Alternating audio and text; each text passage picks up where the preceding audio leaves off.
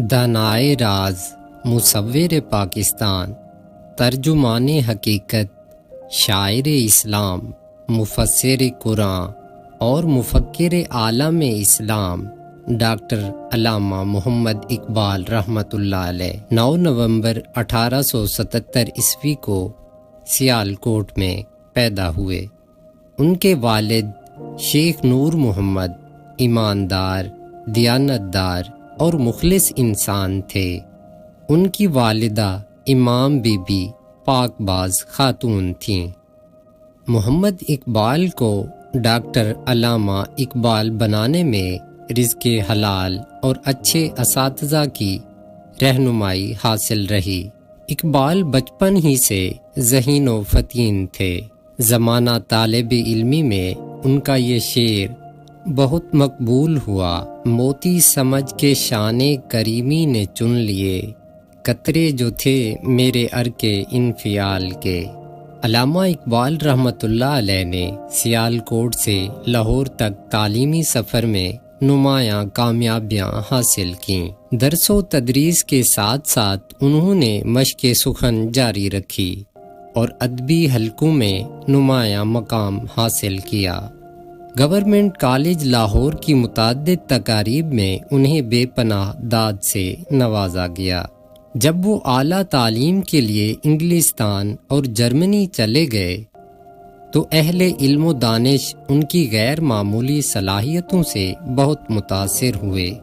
فلسفہ عجم پر PhD مکمل کرنے کے بعد ڈاکٹر علامہ اقبال رحمۃ اللہ علیہ وطن واپس لوٹے تو ان کی فکری نظریات میں نمایاں تبدیلی نظر آنے لگی۔ تعلیم انسان کی زندگی میں انقلاب برپا کرتی ہے۔ اقبال کے افکار، تجربات، مشاہدات اور وسعت مطالعہ کی وجہ سے پروان چڑھے۔ وطنیت سے قومیت کا سفر اقبال کے سفر یورپ کا ثمر ہے۔ مسلم لیگ کے قیام کے بعد ڈاکٹر علامہ اقبال رحمۃ اللہ علیہ نے غلامی میں جکڑے مسلمانوں کو آزادی کا پیغام دیا، انہیں دعوت عمل دی۔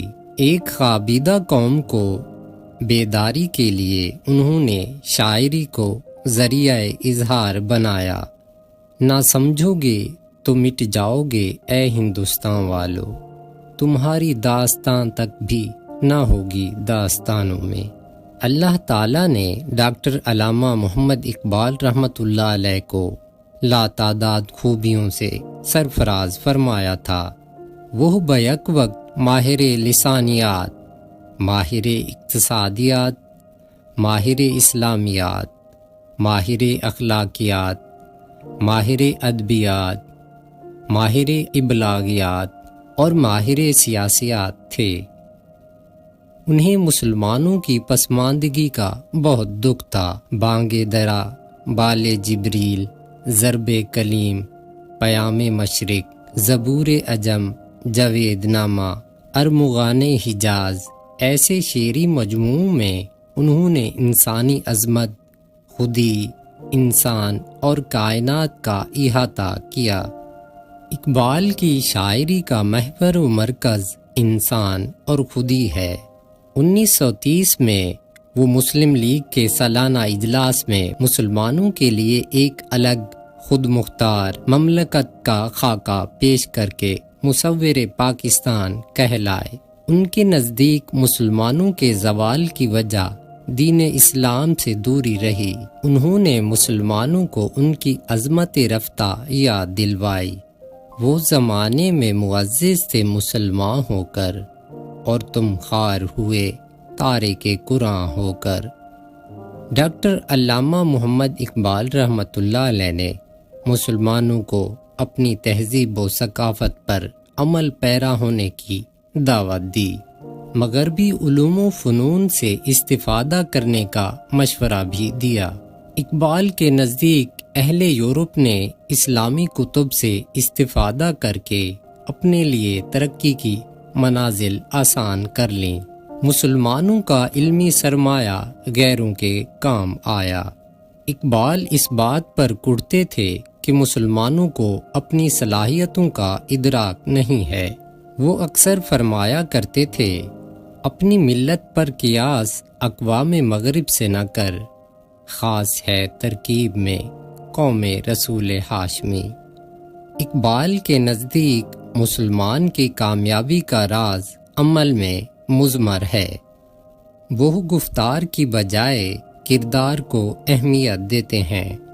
عمل کے بغیر انسان ایسے درخت کی مانند ہے جس پر پھل پھول نہیں لگتے۔ عمل کے بلبوتے پر ہی قومیں پروان چڑھتی ہیں۔ اسلامی بقا و سلامتی کے لیے خود احتسابی سب سے بڑا عمل ہے۔ خودی کے سانچے میں ڈھلنے والا شخص انفرادی پھر اجتماعی طور پر کامیابی کی منازل طے کرتا ہے۔ عمل سے زندگی بنتی ہے، جنت بھی جہنم بھی۔ یہ خاکی اپنی فطرت میں نہ نوری ہے نہ ناری ہے۔ ڈاکٹر علامہ محمد اقبال رحمۃ اللہ علیہ کی شاعری گل و بلبل کی داستان نہیں ہے۔ ان کی شاعری لفظوں کی میناکاری بھی نہیں ہے۔ وہ اپنے کلام سے خوابیدہ قوم کو جگانے کی کوشش کرتے ہیں۔ مسلمانوں کو اپنے خالق کی حقیقی کی طرف سے عطا کردہ صلاحیتوں پر بھروسہ کرتے ہوئے اپنی عظمت رفتہ کو آواز دے کر آگے بڑھنا چاہیے۔ کی محمد سے وفا تو نے تو ہم تیرے ہیں، یہ جہاں چیز ہے کیا لوح و قلم تیرے ہیں۔